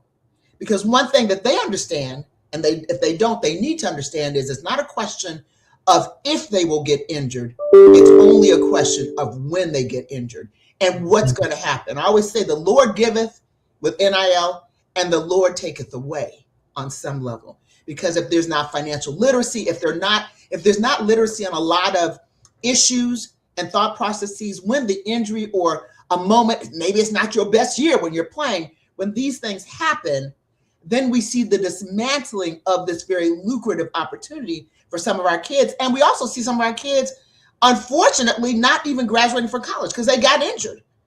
And so there's so many layers of this, but it starts at exposing and educating the kids and their families to some of the issues and how, as athletes, they have power. This is no longer $1 billion industry. It's $1 trillion industry. And these athletes, most of them are African-American. Not all of them, but most of them, large numbers of them. So just imagine a situation where these students would start making decisions based on what's happening. I mean, there were students that did that, and that's how the Confederate flag came down in Mississippi. It was the students that said, I don't feel comfortable running the field and pledging allegiance and all this kind of stuff when I see this Confederate flag. That's what propelled, in some of the states, that's propelled them to get rid of those flags. Yes, there was litigation, but the real deal was when a lot of the athletes started complaining about that, the Black athletes. So the power's there. And I know on the other side, these athletes are saying, yeah, but look at what happened to Colin Kaepernick. And he was a pro. He just he just kneeled. And look what happened to him in terms of his professional career. He wanted to play. He may have gotten paid in other ways, but he wanted to play. And he was blackballed. So I think it's tough to ask they're 17, some of them, 17, 18, 19, 20, 21-year-old to take on political issues. But by the same token, we know during the era of George Floyd, when everybody was doing that, many of the football players at different schools started taking on different positions and started saying, look, we're not going to come to practice if this is what you all are going to do on campus. If y'all allow people to protest. So they have done it, but it's not en masse.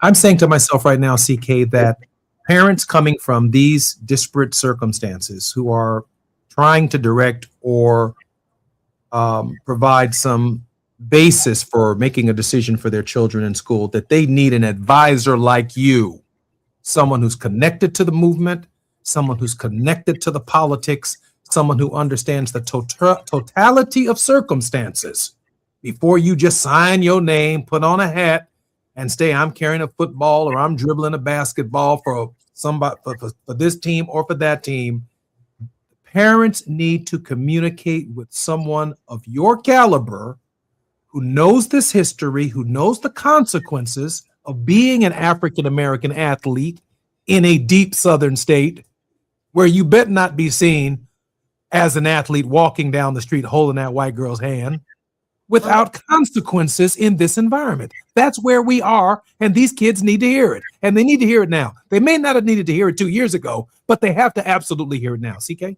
Absolutely. Let me just tell you something.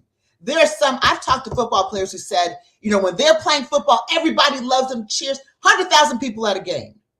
But during the week when they're going to class, they feel like second-class citizens because that's how the students and the administrators and the faculty people treat them like second-class citizens. And in many instances, these kids are the ones meeting all the budgetary requirements for the entire school because they are elite athletes. You see, so you're absolutely right. They need to hear it now. They need to understand that now, because when the stuff hits a fan, when they don't have a great day, all those cheers stop because you are the flavor of the day, the minute, maybe the month, possibly the year. It doesn't mean you're going to be the flavor the next time around. And all that money you get, maybe sometimes you got to pay some of it back because maybe you didn't have counsel to advise you on what you're signing because you just saw the dollar signs. Look, I'm not blaming the kids. I'm not even blaming the families because a lot of times the families don't even realize because when the kids turn 18, Congressman, they don't have to inform their parents of anything. Okay. Parents don't have access to their grades unless there's a waiver. Same thing with NIL, same thing with any contract. So you're absolutely right. I'm Jesse Jackson, the Jesse Jackson Jr. Show. We have the best lawyer in America on our show at this hour. We're talking about athletes and the political climate and why they need some good, solid advice along with their families. More on KBLA Talk 1580 when we come forward. It's afternoon drive time with Jesse Jackson Jr. Only on KBLA Talk 1580.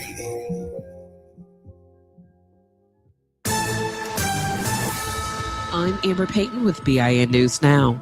Some evidence will be suppressed in Luigi Mangioni's New York State trial in the alleged murder of United Healthcare CEO Brian Thompson. Therefore, those items found in the backpack during the search at the McDonald's will be suppressed. A judge ruled the search of Mangioni's belongings at a Pennsylvania McDonald's was unreasonable, including a loaded handgun magazine and passport. Black Martinsville, Virginia Mayor Elsie Jones will remain on city council after a circuit court judge dismissed a recall petition against him on Friday. The judge ruled the group behind the effort did not collect enough signatures. And Washington, D.C.'s top federal prosecutor Jeanine Pirro is promising a tougher response to teen takeovers. She plans to hold parents responsible when their children commit crimes while crediting Black Mayor Muriel Bowser for creating the city's emergency youth curfew. Get BIN News Now on demand 24/7 on the iHeartRadio app. Recall 67A mobile appointments are now available in your area. We come to you quick, easy, and under an hour. Complete the recall to get $500 plus a warranty worth thousands. Schedule today at CummonsRecall.com. This is the KBLA Sports Minute with Ray Richardson. The voting for the NBA Most Valuable Player Award should be another wake-up call for American basketball players. International players are dominating the NBA and are no longer on a different level than American players. They have caught up and in some cases have passed up the U.S., which for decades had a patent on developing the best basketball players in the world. Oklahoma City star Shai Gilgeous-Alexander of Canada was voted MVP for the 2025-26 season. The top 4 vote-getters were international players: Denver's Nikola Jokic of Serbia, San Antonio's Victor Wembanyama of France, and Lakers star Luka Doncic of Slovenia. Doncic finished the season leading the NBA in scoring. The past 8 NBA MVPs are international players. It's time for high school, AAU, and college coaches to figure out what they're not doing to keep up with the international game. No debates, no speculation, just the info you need. That's your KBLA Sports Minute. I'm Ray Richardson on KBLA Talk 1580. Where the overlooked become unmissable. This is KBLA Talk 1580. and sisters. In a world full of noise, one station keeps it real. KBLA Talk 1580, where the conversation goes deeper, the voices sound like yours, and the issues that matter most to our community take center stage. Progressive, powerful, unapologetically us. Whether you're driving through the city or tuning in from your home or office, join the public square. KBLA Talk 1580, your home for talk that enlightens, encourages, and empowers. Listen live on our free KBLA 1580 app, on our website at kbla1580.com, or on your radio dial at 1580 AM. Unapologetically progressive. Let's be real. For too long, too many of our students have sat in overcrowded classrooms in underfunded public schools. But as head of the San Diego School Board, Richard Barrera changed that. Under Barrera's leadership, student literacy rose from the state average all the way to #1 among major urban school districts. Barrera led the way for smaller classrooms and for teachers to be paid what they're worth. Barrera funded more counselors and mental health services, and community schools that teach real-world skills for future jobs. A community organizer who became an education leader to fight for our kids. The only candidate for State Superintendent of Public Instruction, Backed by the 310,000 classroom educators of the California Teachers Association. Vote Democrat Richard Barrera for State Superintendent. ad paid for by California Teachers Association Independent Expenditure Committee, not authorized by a candidate or committee controlled by a candidate. Lots of places can expose you to identity theft. Oh no. That's why LifeLock monitors hundreds of millions of data points a second for threats to your identity, which is way more than anyone can do on their own. If we find anything suspicious, like new loans or changes to your financial accounts, we alert you right away, all through text, phone, email, or the LifeLock app. Get the alerts that could make all the difference. Save up to 40% your first year with promo code NEWS at LifeLock.com. Terms apply. There's a lot of uncertainty in the world right now. Things are changing fast and no one knows what comes next. Times like these make you realize just how important it is to be prepared. That's where My Patriot Supply comes in. They're America's #1 most trusted resource for survival food, solar power, water filtration systems, and more. Go to preparewithamerica.com to unlock a special offer that'll help you get ready for whatever comes our way. Go to preparewithamerica.com to see the special offer right now. That's preparewithamerica.com. You're listening to Jesse Jackson Jr. on KBLA Talk 1580. The Jesse Jackson Jr. Show. The Jesse Jackson Jr. Show. The Jesse Jackson Jr. Show. The Jesse Jackson Jr. Show. King Folly drops the beat. Come on and talk with me. Come on and listen to me. Come on and talk with me. Come on and listen to me. KBLA Talk 1580. Download the app. Junior Show on KBLA Talk 1580. I'm Jesse Jackson Jr. Tricia C.K. Hoffler. In 2019, Ms. Hoffler received the President's Award from the Caribbean Bar Association and was inducted into the Gate City Bar Hall of Fame. She was also elected the chairman of the board of the Rainbow Push Coalition, the first woman to ever serve in that capacity. In July 2019, she was elected president-elect of the National Bar Association and became its 78th president in 2020. Rated a super lawyer in 2022, Ms. Hoffler also received the Randolph W. Thrower Lifetime Achievement Award from the Georgia Bar. CK, welcome forward to the Jesse Jackson Jr. Show. So great to be back. Great. CK, I see you're negotiating this NIL space. So why don't we start from the beginning? Share with us, if I'm a parent and I've got a promising athlete, how do I reach you? How do I consult with you? How do I share with you? I'm worried the hell out of my daughter. I'm worried the hell about my daughter, who's going to be an Olympic skier or a gymnast, or I'm scared as hell about my son and his prospects for college and the NBA. How do we get in touch with you, CK, and how does that process work? Absolutely. Well, I have a toll-free number, 888-CK Hoffler. So 888-CK-HOFFLER. That's the first way, reaching out to my office. You can also look at the NIL Law Group's website, www.nillawgroup.org. That gives you all of the bios of our 7 partners, of all of us, and it gives you more intimate knowledge of what this is. But if you really want to talk about it, I talk to families all of the time, and it's free. It doesn't cost anyone anything for me to talk to them because I want to educate. Now, if you choose to hire me, that's different. But I'm very, very happy to talk to individual parents and their children, groups of kids. I do it all the time. I talk to coaches because I'm on the side of the athlete. I'm not interested in representing the colleges. I'm not interested in representing the NCAA. I'm interested in representing the most vulnerable people in that system.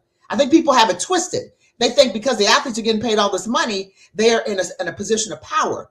Well, they're in a position of power so long as they're on top and not injured and are on the field or on the court or whatever their sport is, and they're performing at top levels.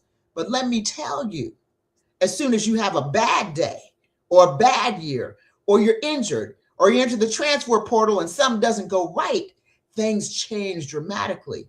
And I have to remind people that, yes, people are there for their athletic scholarships and everything, but they're also there to graduate from college, to get a college degree. Empowerment.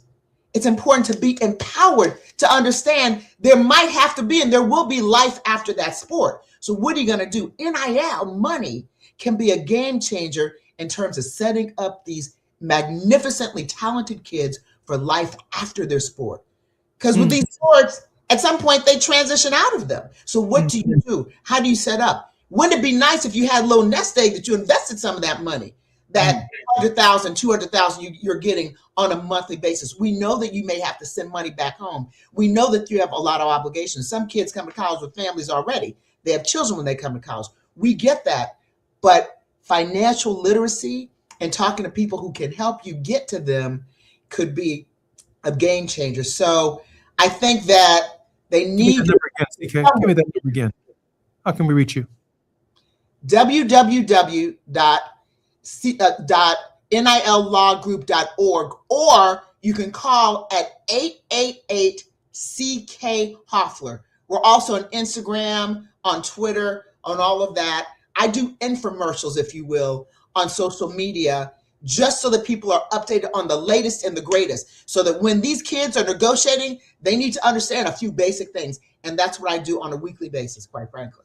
I've been talking about the glass ceiling a little bit for some of our most capable and qualified nurses, doctors, surgeons, who, even though they've spent 3 decades in the sciences before they enter into their professional careers, they are still treated, even though they're the best of who they are, in the hospitals. Are you really the surgeon? Are you really the primary care physician?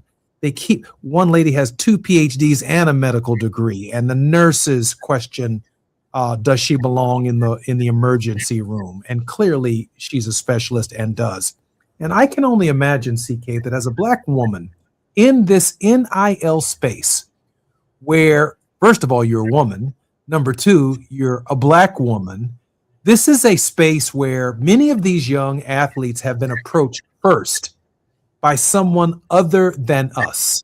Absolutely. Traditionally, someone who doesn't care about them, but sees dollars, or they see at the combine, they see buck.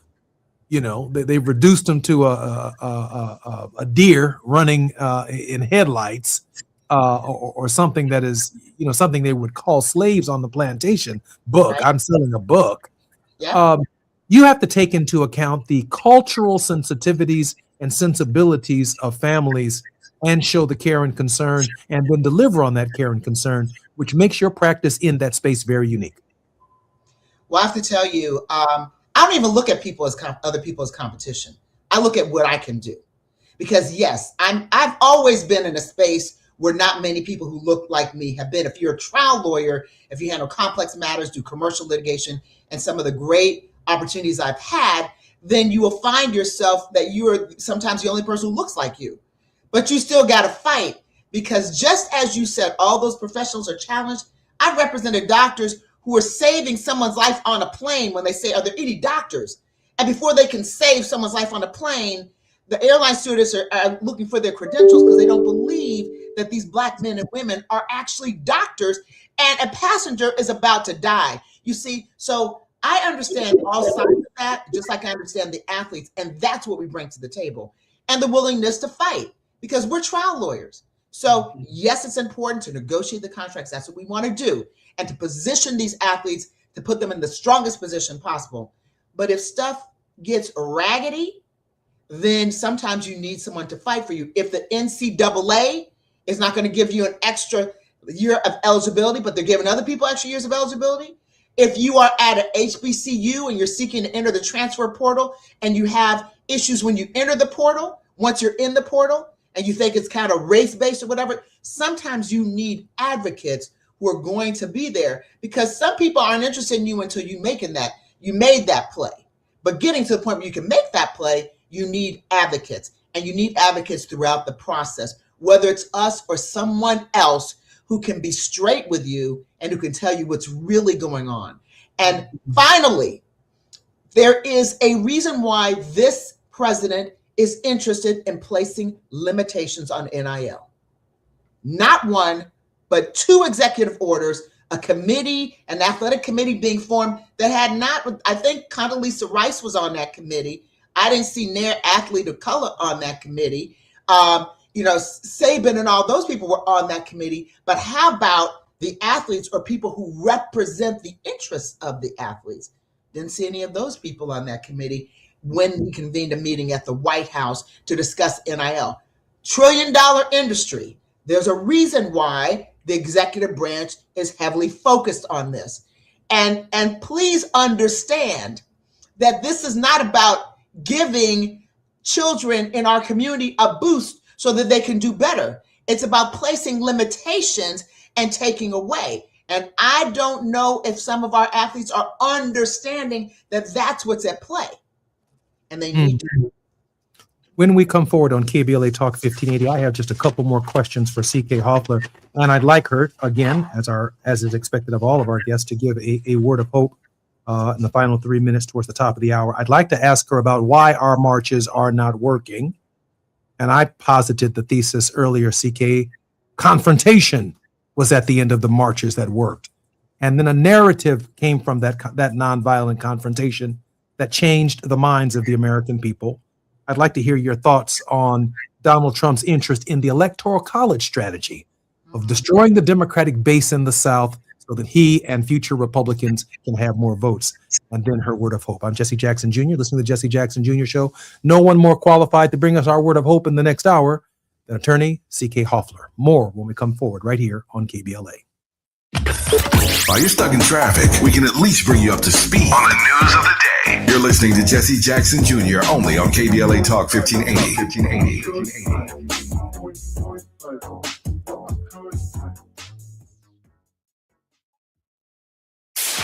KBLA Talk 1580. We've got a lot to talk about. KBLA Talk 1580, connecting you with services and solutions. The BLM Center for Black Power is a hub for Black activism in the city of Los Angeles, a standalone nonprofit affiliated with Black Lives Matter LA. The venue is home to live events, meetings, and organizing drives for Black-led community-based organizations. It is also the base of operations for Black Lives Matter LA. Built on what used to be a nuisance property owned by an arms dealer, the BLM Center for Black Power is in the heart of Leimert Park and has opened its doors to everything from youth organizers to toy drives to film screenings and community town hall meetings. To make a donation or make a request, please visit blmla.org. That's blmla.org. This is a community call to action from KBLA Talk 1580. My name is Cynthia Mitchell. I've been an emergency room nurse in Los Angeles County for 25 years. I've been there through every fire season, every outbreak, every earthquake. Every time Los Angeles needed us, the doctors and nurses of Los Angeles County showed up. And right now, I'm seeing another disaster coming. Trump's cuts to Los Angeles County's healthcare system are a public health crisis in the making. Medi-Cal, public hospitals, disaster preparedness are all at risk, but we can stop it. Measure ER fights back against these cuts. For a half a penny, we keep emergency rooms open, care within reach for working families, and doctors and nurses serving the communities we love. When you vote yes on Measure ER, you're not just voting for health care, you're voting for LA. Vote yes on Measure ER by June 2nd. Ad paid for by Yes on ER, Restore Healthcare for Angelinos, sponsored by St. John's Community Health and Health Justice Action Fund. Ad committee top funder, St. John's Community Health. Let's be real. For too long, too many of our students have sat in overcrowded classrooms in underfunded public schools. But as head of the San Diego School Board, Richard Barrera changed that. Under Barrera's leadership, student literacy rose from the state average all the way to #1 among major urban school districts. Barrera led the way for smaller classrooms and for teachers to be paid what they're worth. Barrera funded more counselors and mental health services, and community schools that teach real-world skills for future jobs. A community organizer who became an education leader to fight for our kids. The only candidate for state superintendent of public instruction, Backed by the 310,000 classroom educators of the California Teachers Association. Vote Democrat Richard Barrera for state superintendent. Ad paid for by California Teachers Association Independent Expenditure Committee, not authorized by a candidate or committee controlled by a candidate. Did you know about 1 in 3 people with plaque psoriasis may also develop psoriatic arthritis, which causes joint pain, stiffness, and swelling? Does this sound like you? Listen to what it sounds like to be a million miles away. Tremfya guselkumab, taken by injection, is a prescription medicine for adults with moderate to severe plaque psoriasis who may benefit from taking injections or pills or phototherapy, and for adults with active psoriatic arthritis.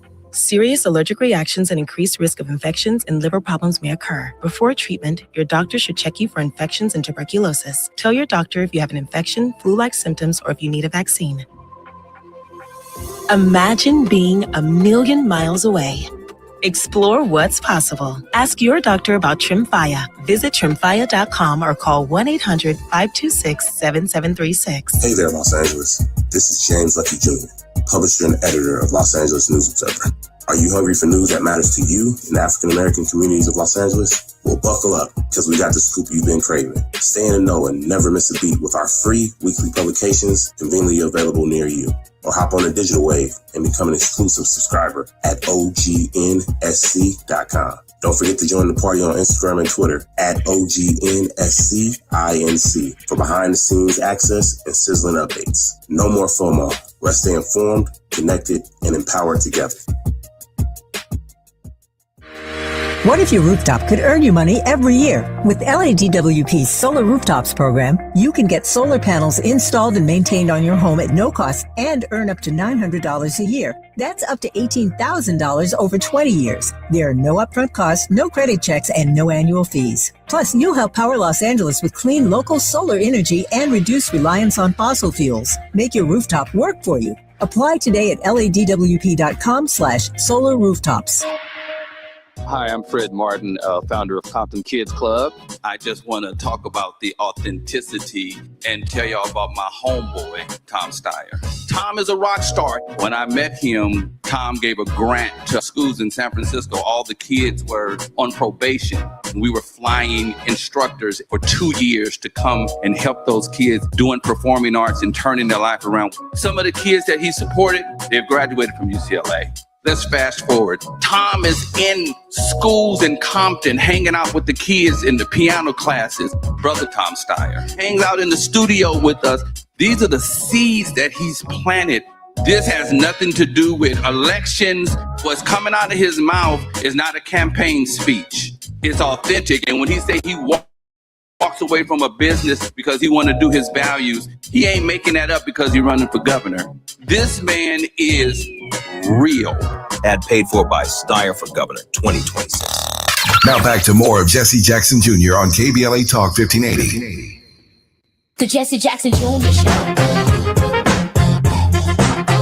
The Jesse Jackson Jr. Show. The Jesse Jackson Jr. Show. The Jesse Jackson Jr. Show. King Volley, drop the beat. Come on and talk with me. Come on and listen to the me. Come on and talk with me. Come on and listen to the me. KBLA Talk 1580. I'm Jesse Jackson, Jr., the Jesse Jackson Jr. Show. I'm honored that CK Hoffler is our very special guest in this final segment of our show on Moving Mountain Mondays. CK, I got to get right through a few questions before leaving you with the final 3 minutes of our show for your word of hope. CK, I posit the thesis that the difference between our marches today, which are largely commemorative, are without confrontation. Selma to Montgomery, a confrontation. A confrontation at the lunch counter. A confrontation with the Freedom Riders in the South. It wasn't a bus ride. We weren't just taking a tour across the South. It was a confrontation. And the buses were burned, and people's lives were lost and threatened in that process. A confrontation. No King's March, large in size, no confrontation. The marches in Alabama this past week, supportive, did everything I could to get there. We were represented in Alabama as an organization, but no confrontation. CK, why are marches not working today? You know, I think you're making an excellent point. I think it's because we're in a different time. So the confrontations that we saw and that we grew up with in protests, the time that we're living in now, mostly driven by social media, its organizing is very different today. And so young folks who back in the day were the ones very, very engaged in marches and protests on a nonviolent level are not as engaged today. But if they are engaged, we have to remember they're driven by social media. They're driven by different things than we were driven by. So in the past, when there was confrontation, that's because there was an agenda before a protest and there was follow-up after a protest. We're not seeing an agenda, a well-coordinated agenda. At least I'm not. I'm just looking at it. You know, I'm not being critical of anyone. I'm just saying what I'm not seeing. And the follow-up after, because you have to have a plan. That's number one. Number two, before, many things were centered through the church. So we saw that the churches were very involved in mobilizing people, teaching. We're not seeing that as much today. We're not seeing our organizations coordinating on the same level.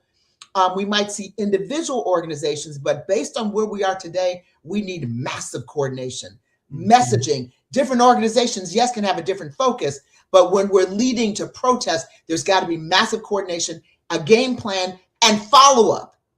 Follow-up. What follow-up is there going to be? Let's use social media as effectively as we can in organizing through social media or helping us with social media. I think those are the things that we're not seeing. And then finally, I think people are afraid. Of course, people were afraid in the past too. They were afraid because they could be arrested. They could have been killed. They could have been, dogs were sicked on them. But I think people are afraid because the climate in this country is one of fear. ICE, whether it's ICE or whomever, there's fear. I was listening to these young kids before. They're feeling more intimidation. But I just want to remind them at every time in history, people were feeling intimidation.